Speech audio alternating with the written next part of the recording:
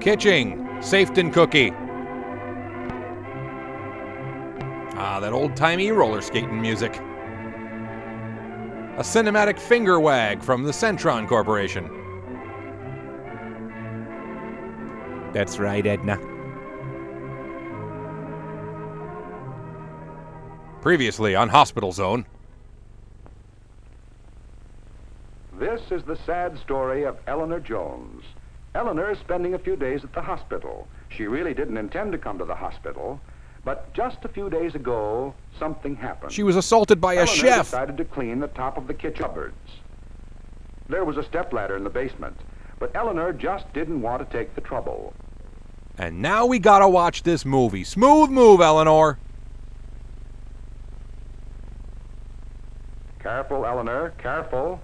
When the box breaks, the lady will fall, and down will come Eleanor, apron and all. So Eleanor has a chance for some extra reading. What are you reading, Eleanor? Dianetics.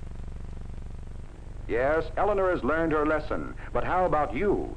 Do you know how to play safe in the kitchen? Have you learned her lesson? One of the first things to remember is to arrange your kitchen as conveniently and as efficiently as possible. In this way, you avoid those extra steps which cause fatigue and thus reduce the possibility of an accident. Better yet, just use Postmates.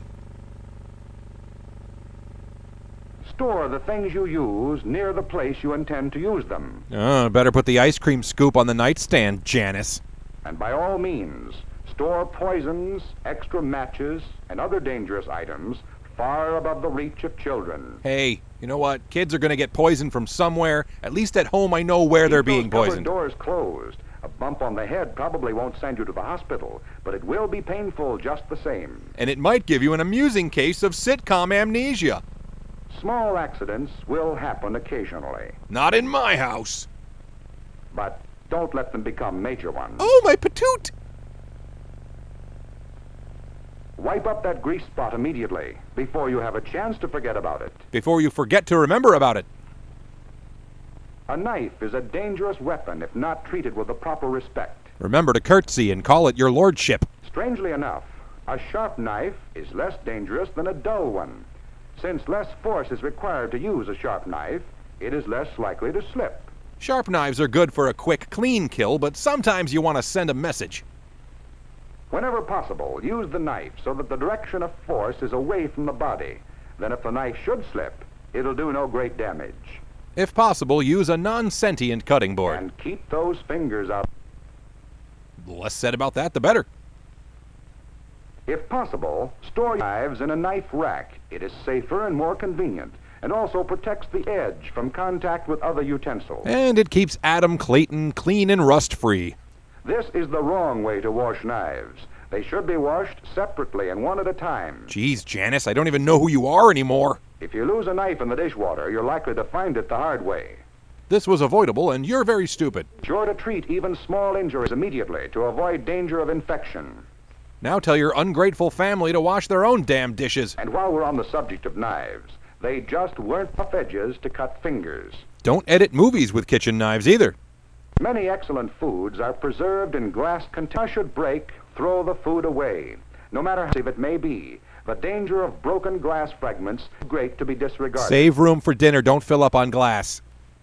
No kitchen is complete without a range, but there are right and wrong ways to use one. Guess which one she's doing. With a pilot light, lighting the barrel, but make sure that the gas actually does ignite. Wear a flash paper apron. If it doesn't have a pilot light, light your match before turning on the gas. Exterior hospital zone. Before minutes. This way you allow any accumulated gas to escape and prevent a possible explosion. And make dinner conversation more fun than usual. After this time has elapsed, light and insert the match. Then turn on the gas. Yeesh, how did anyone survive the 20th century? A handle projecting over the edge of the stove can easily cause this. I just wait for a child to grab my handle and... Keep the handles on your pots and pans tight and in good condition. A loose handle can cause many a spill.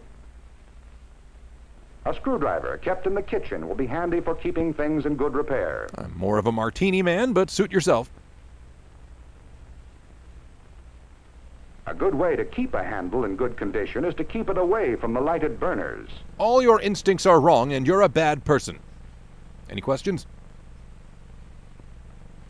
Use a dry potholder that is large enough to protect your hand, yet not large enough to extend into the flame. A wet holder conducts heat very readily.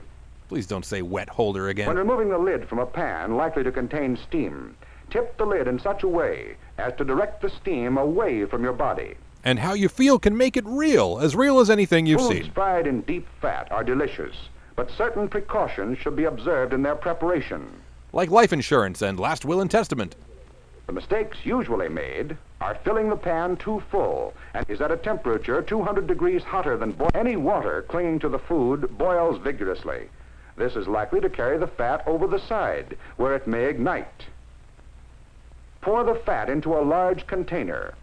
Like a steamer trunk or your husband. Large enough so that the fat is at least 3 inches from the top. Sounds familiar.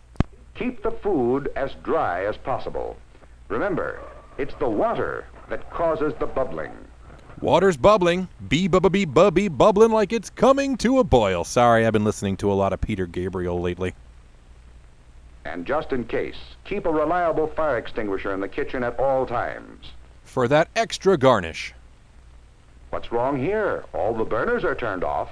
Ah, but don't forget, this stove has a pilot light. Don't leave papers or potholders near it, or this will happen to you. This calls my origami stove patent application into serious When question. plugging in or removing any electrical appliance, be sure your hands are dry.